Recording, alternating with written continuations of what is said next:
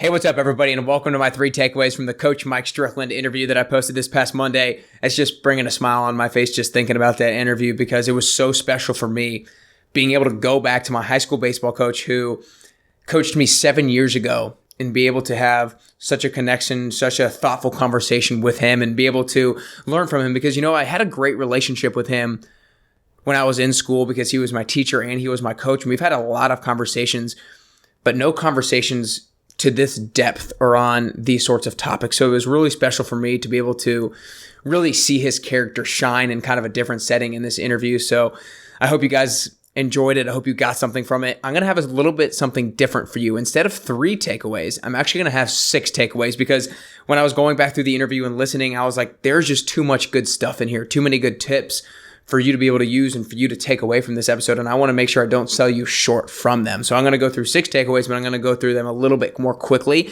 to keep the episode at about the same length. But if you haven't listened to the episode, make sure you go listen to it. If you have a friend who plays baseball or if you play baseball, make sure you send it to somebody. It's not even just a baseball episode. Obviously, if you listen to it, it's a life learning episode. So send it to a friend, send it to a family member because they will inspire them.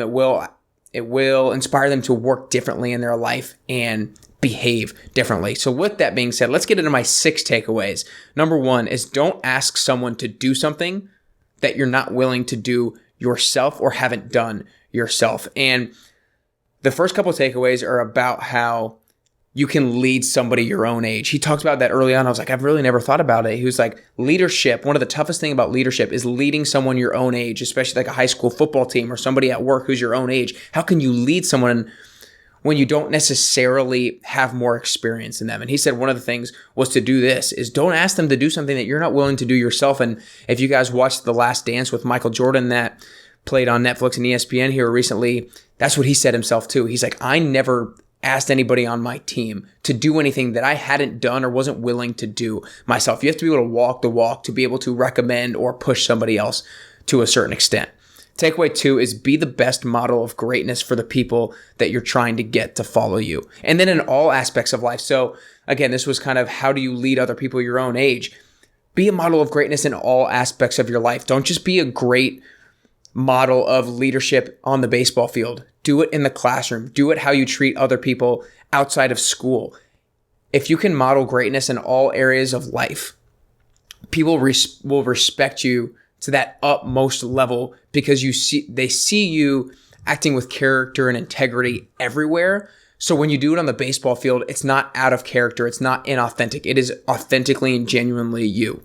Takeaway number 3 is toughness is a double-edged sword. If you guys listened to the episode, we talked a lot about his strength and conditioning that he made us baseball players do. And I'm telling you, it is at our high school, it was the toughest strength and conditioning sport of any sport there was. Tougher than cross country, I've played football, tougher than basketball, all these different sports. But he truly believes in the benefits of toughness, both physically and mentally. And he talked about how he loved starting off practice with conditioning so that we were already tired. And then when we had to go actually do practice and really focus and really mentally lock in, we had to do so under the tougher conditions of being tired. And that would benefit us down the road during the season and during playoffs. Takeaway number 4 is coach the whole person rather than just the player. And I think this one is huge. I think it's relatable to so many different people. I think it's like, even if you're not a leader at work or a leader on your team per se, treat other people as a person, not necessarily just part of the team, not just as a player, not just as their role.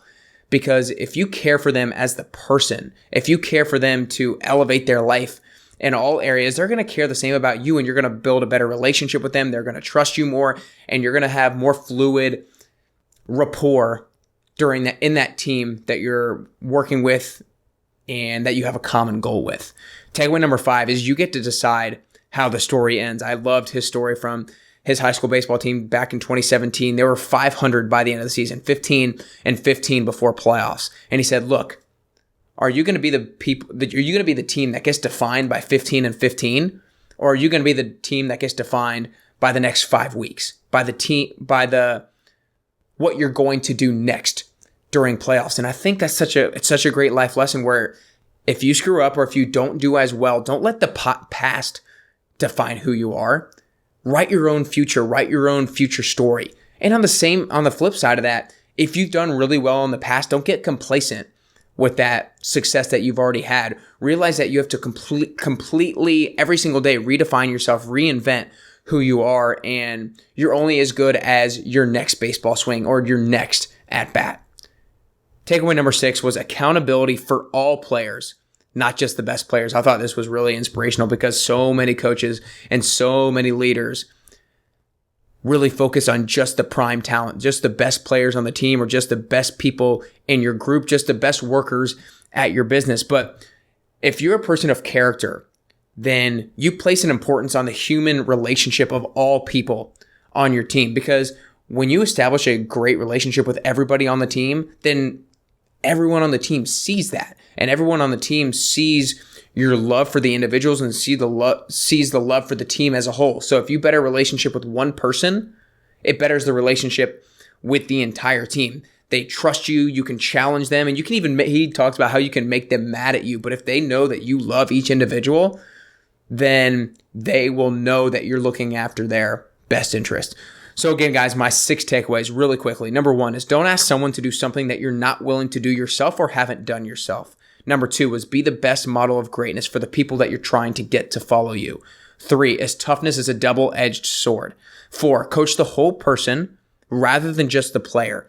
5, you get to decide how the story ends. And 6, accountability for all players, not just the best players. I don't ever want to say one of my podcasts is one of my favorites of all time, but this one was super special because of the great relationship that I've had with him when I played in these past 7 years. And for me to be able to, I just think it's really special for me to be able to go with one of my coaches 7 years after having played for him and have such an in-depth, great conversation and learn so many takeaways. I mean, these are just 6 takeaways and I had more, but I had to limit it to some extent. But I hope you guys got something from these takeaways. If you didn't listen to the episode, make sure you go back and listen to Coach Strickland. Such an inspiring guy. He not only talks the talk, he walks the walk, and his words are going to allow you to get closer and closer to your best you.